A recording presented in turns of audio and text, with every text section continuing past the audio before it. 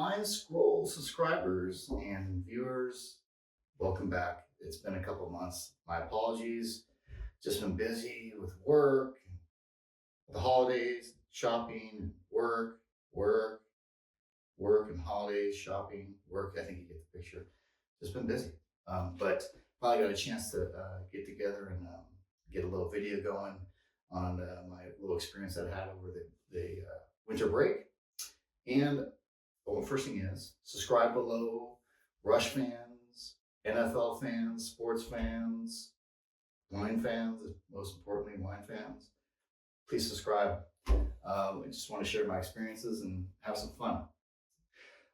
First thing is Happy New Year to everybody. And for those who celebrate New Year's later in the year for different dates, hey, Happy New Year right now. I'll do that. For those who don't celebrate any kind of New Year or a New Year in general,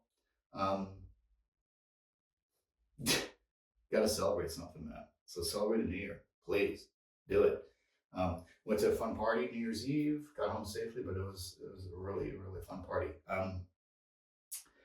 Christmas was great. Woke up in the morning, got some cool presents, and then had a great dinner that night, and then that evening was sort of ruined. The Niner Raven game, that fucking sucked.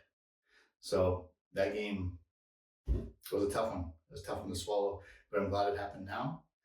Ravens, much more talented than everybody thought, but also I think they showed the 49ers that maybe they don't have the huge names and all the all-pros that the 49ers have, but as a team, they're more talented, and they showed that. So it happened a good time for the 49ers to go ahead and their coaching staff's probably elite coaching staff, and they'll adapt and they'll get ready. So we still got the number one seed, the Ravens on the other side, the AFC, number one seed.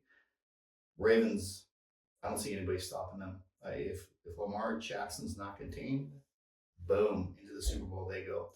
And then on the Niners side, if everybody stays healthy and strong, I think the Niners are going to be the number one seed that goes into the Super Bowl also. So, Super Bowl 58, I see Niners, Ravens, and I don't see the Ravens beating the Niners twice in one season. I think it's going to be a great game, but my prediction is 31-30, Super Bowl 50, 49ers over Baltimore Ravens.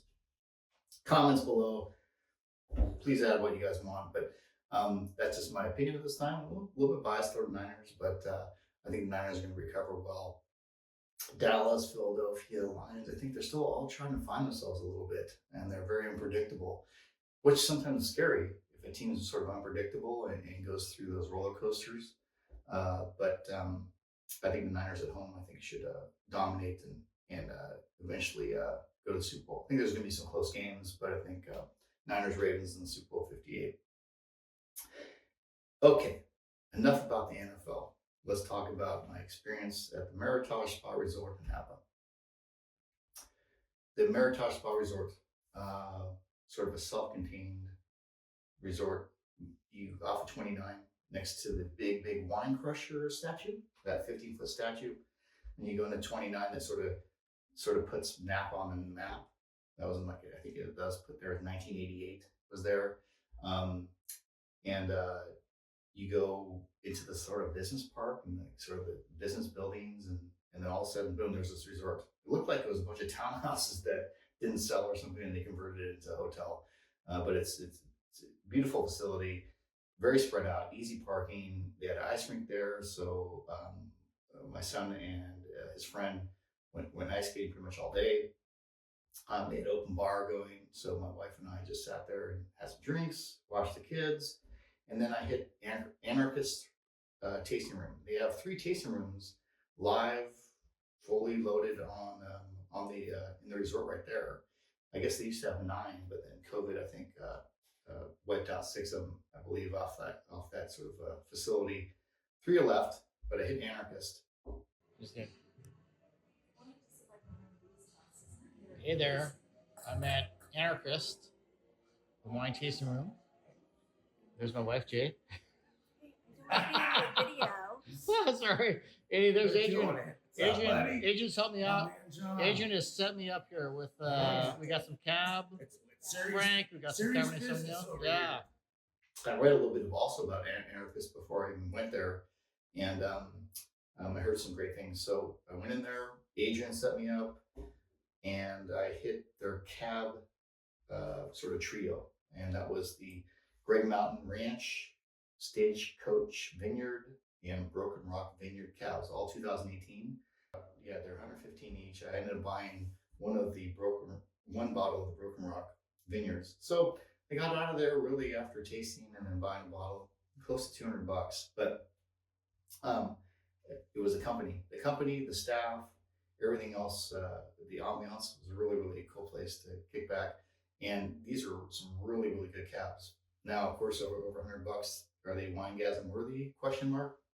Don't know yet. I didn't taste them for that. I just tasted them to see how good the quality was.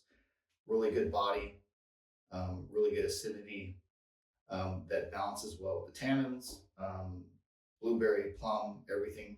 And I fell in love with this one.